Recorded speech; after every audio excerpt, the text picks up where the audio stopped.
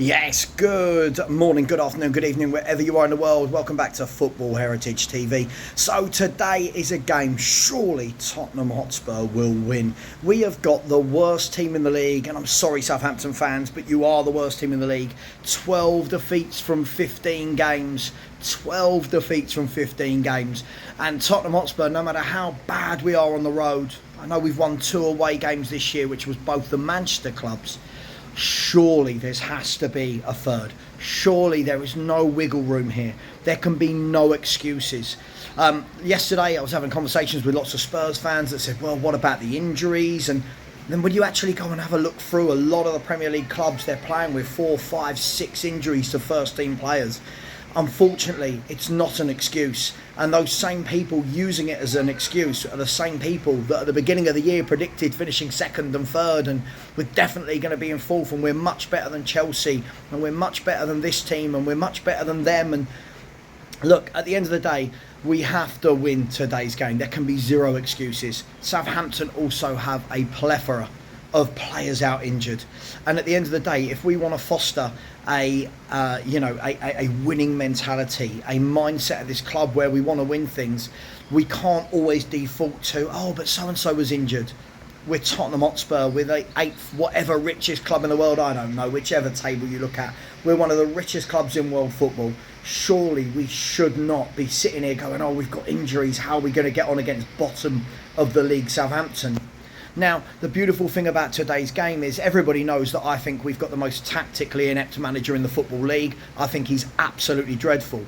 But the best thing about it is Russell Martin, also quite tactically inept, wants to play one way, which is, listen, when people like Ange and Russell Martin, when they want to play one way, you could say it's admirable, you can say it's brave.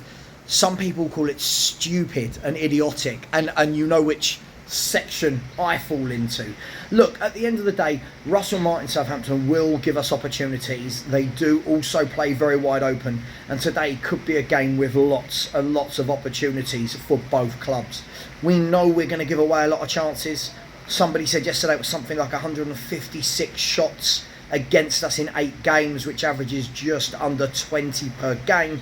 That's not going to change. You've got Archie Gray in defence. Listen, I'm not knocking the young lad, but he can't run. For a start, I know what I'd be doing if I'm Southampton. He can't run. He's got no speed in his legs at all. He's not a centre half. That is where I'd be targeting. So what does Ange do to help that? What does Ange do to say, look, I'm aware I've got an 18-year-old midfielder in centre back. What do I do to combat that? How do I protect him? Well, what we saw the other night against Rangers, he didn't do anything to protect him. So tonight he needs to. Lots of people saying to me, if we lose to Southampton, does he get sacked? Now, for me, I think he should. I don't think he will, though, and I think there's 2 very distinct differences between he should and he will. For me, I just think there's no excuses. You have to beat Southampton today. I am not going to accept a draw. People can say, oh, away from home, we're on a bad run, a point's good, a point is not good. We're already now starting to get to the realms of 7, 8, 9 points away from all of the bigger clubs. And at the end of the day, everybody was making videos at the end of the summer, telling us how we're well equipped.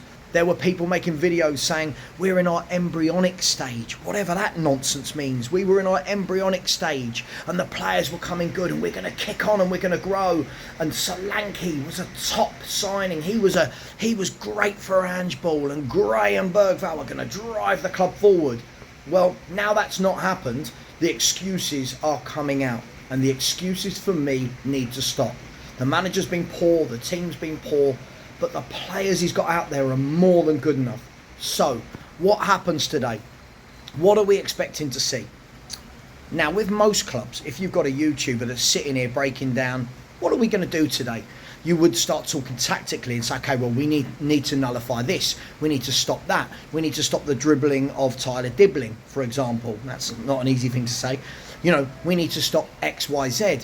The problem is, with Ange as our manager, we know that we're not going to adapt to anything any other club does. So in games like today, you have to hope that what we do works, because we don't set out to nullify the opposition. Listen, it's been a disastrous season so far. People keep saying, well, the cups are keeping him in it. Well, again, so far in the Europa League, he's played 3 crap teams and beat them. He's played 2 decent teams and failed to beat them. And then Rangers, who for me are a really poor side, failed to beat them as well. For me, this season at the moment, Ange Postecoglou is living off of 2 good results, both versus a very mediocre Manchester City this year. Now, that's the one in the Cup where we won 2-1 that put us into the quarterfinals. And then obviously the league game that was 4-0. But as the weeks pass by and as Man City are not Man City, it makes that win look less and less remarkable, doesn't it? Anyway, back onto the point. Tottenham Hotspur have to get back into some sort of rhythm. Now listen, you know me, I'm not going to change my mind because we beat Southampton away. But he needs to beat Southampton, beat Man United, beat Liverpool. He needs to start putting some runs together. All the excuses are coming out now that the players aren't good enough, it's Levy's fault. Well, sure, but in the summer, this is exactly the polar opposite of what these fans were saying. So, listen, if Ange is a good coach, if Ange is a good manager, show it. Start winning games. Start putting 3-4 wins together. Because at the moment, he looks an absolute shambles and the team are mirroring him, if we're going to be brutally honest. I've been sent so many stats over the last month or so, and obviously everyone knows I like my stats to show how a football team is doing, but they're just getting worse and worse and worse. We've had 14 defeats in the calendar year so far, 14 defeats in the Premier League alone, 2 more than Everton. What's the excuse, Ange? There isn't any. Go out there, batter Southampton. I fully expect the 3 points, and then let's move forward and beat Man United and Liverpool. Let me know your score prediction. I don't know the score. I just know that we're going to win. We have to win. We have to win. If we don't, any other manager would get the sack. But for some reason, this guy is mollycoddled, loved, and I don't know why. He is atrocious. Please, please, please, Daniel Levy, I don't like you, but do the right thing. If we don't win tonight, please sack the manager. If we do win, Ange, take it as a lifeline and go on a winning run. Let me know your score prediction. Take care, everyone. See you later. And as always, come on, you Spurs.